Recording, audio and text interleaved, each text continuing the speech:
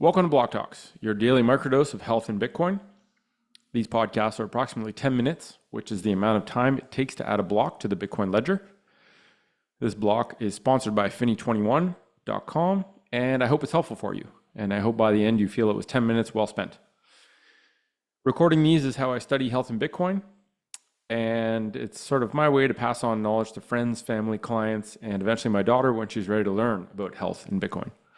So if you have a perspective to share or questions about anything that I'm saying, please comment on this block or DM me using NOSTR. If you got value from this, consider zapping this block some sats on NOSTR. If you don't know what NOSTR is, listen to episode number 3. It's a primer on NOSTR, and it's worth a listen if you care about free speech and truth. In this block, I'm going to be unpacking the difference between Bitcoin layer 1 and Bitcoin layer 2. Block height is 878,987. Network hash rate is 987 exahashes per second, which is actually the closest I've seen it to date, I think, to 1 zettahash, which is 1,000 exahashes per second. And in a future block, we'll explore and unpack what hash rate even means. Moscow time is 1,057. Let's get into it. So understanding the layered nature of Bitcoin, even at just a very basic level, I think is important for two reasons. One, it's important so that people aren't duped into shitcoins, claiming to have faster and cheaper transactions than Bitcoin, because that was an ongoing lie for a long time and is a lie today. And two, it's important because when you understand there's different layers, it's easier to understand that there's different software solutions that are optimized for participating in each of the different layers. And we'll talk about that in a future block. So just to kind of zoom out, Bitcoin is a global monetary protocol. It's a very simple set of rules that are enshrined into code that serve as an open, decentralized, and secure monetary network for all of humanity, for all of Earth. It's permissionless, it's open, which means anyone can participate, and that's part of the magic of Bitcoin. So when we say a transaction occurs on-chain, or on layer 1, or on the base chain, all of those terms really just mean that we're identifying a transaction that's occurring on the foundational Bitcoin protocol. Okay. In order for Bitcoin to succeed at becoming money for the world, it's essential that the base layer, the Bitcoin protocol, the base of the pyramid, the foundational protocol remains decentralized and secure so it can avoid being controlled, corrupted, or hacked. So this is really important. Layer 1 must be decentralized and secure in order for this to actually work.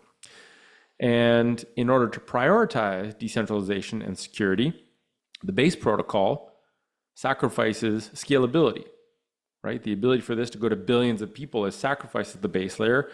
And that scalability naturally develops in more superficial layers when new protocols are developed on top of Bitcoin.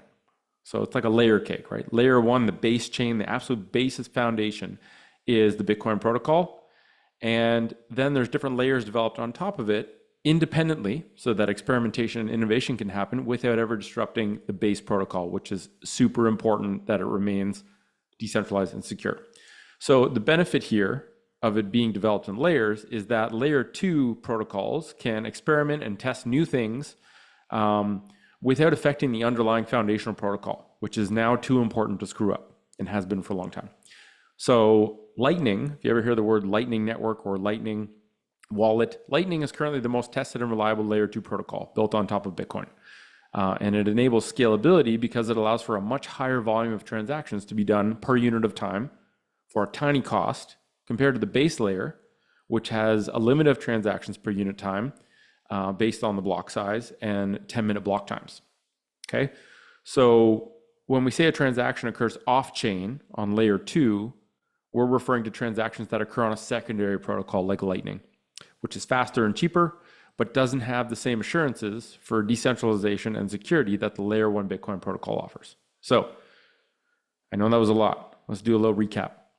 Layer 1 refers to the Bitcoin protocol, and a transaction that's processed over layer 1 is called an on-chain transaction.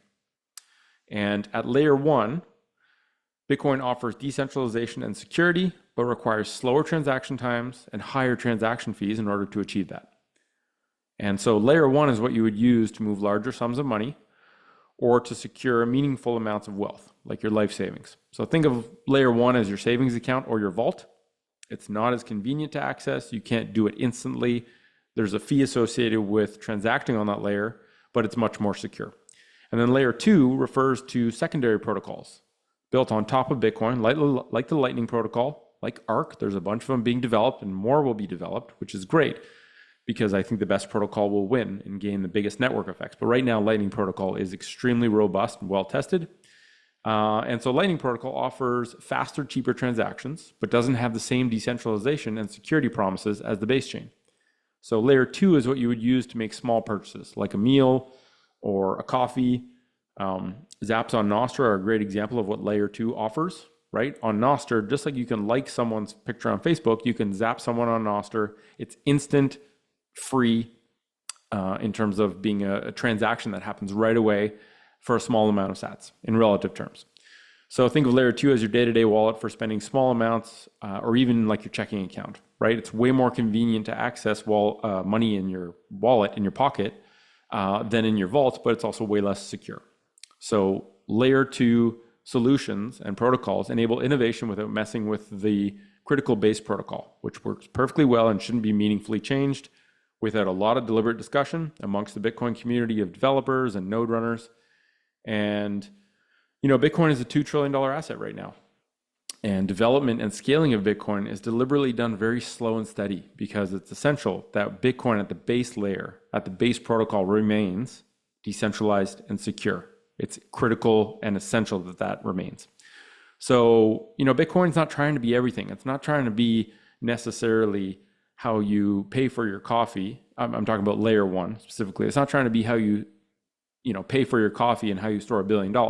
It's trying to do one thing really well, and that is serve as a long-term store of value. It's still a medium of exchange, but in terms of the base protocol, the base protocol layer 1 is optimized for decentralization and security. I know I'm harping on that a lot. It's very important to know, right? To be the foundation of the 21st century financial system, it needs to remain decentralized, so it can't be corrupted and controlled, and it must remain secure. And it does that extremely well because of the trade-off it makes, which is it doesn't focus on scaling, it focuses on decentralization and security. And as the technology grows over time, innovation and scalability are going to happen on more superficial layers, which don't risk compromising the important structure of layer 1. Right? There's even a layer 3 now, which I would consider eCash, Chaumian eCash mints, which offers privacy. Right? If layer 2 is fast instant payments, but not great privacy yet, layer 3 uses layer 2 to communicate between layer 3 protocols, or instances of a layer 3 protocol like eCash, but it offers privacy. And so these things are happening over time. We're at the very start of this sort of journey of developing new money for the world. Layer 1 is most important. It's been alive for a long time. It's been tested really hard and is doing great. And that's why $2 trillion worth of value has migrated into it. And then layer 2 helps with fast, cheap payments. Layer 3 helps with privacy, and there'll be many layers over time that are optimized for different things. So next time you hear the words layer 1, think on-chain, base chain. And if you hear the word layer 2, think off-chain. And hopefully you're going to be able to make sense of the terms to understand what they're referring to. So again, last recap, layer 1 is the foundational Bitcoin protocol. In order to remain decentralized and secure, it has slow transactions. It limits the number of transactions that can happen per block and limits each block to happening approximately every 10 minutes. So you're going to have higher fees, slower transactions. Layer 2 refers to more superficial protocols that interoperate with layer 1 and are built on top of it. And they enable faster, cheaper transactions with virtually unlimited throughput based on the channel structure. And so achieving scalability on more superficial layers allows for innovation to happen without risking the critical functions of decentralization and security on layer 1. So if you're sending a large amount of Bitcoin or securing your life savings, do it on layer 1 with the UTXO model that Bitcoin offers on the base protocol. If you're paying for a meal, sending a friend some sats, $20 worth of sats, or you're buying a coffee, you do it on a layer 2 protocol like Lightning, which is faster and cheaper and has its own set of software that is optimized for Lightning. That's it. Thanks for listening to this Block Talk. Stay focused, stack sats, stack health, and vote with your node. Share this with others if you think it's helpful. Zap this block on NOSTR if you got value from it. DM me on NOSTR if you want to propose a topic or sponsor a block, and I will catch you next time. Whoosh.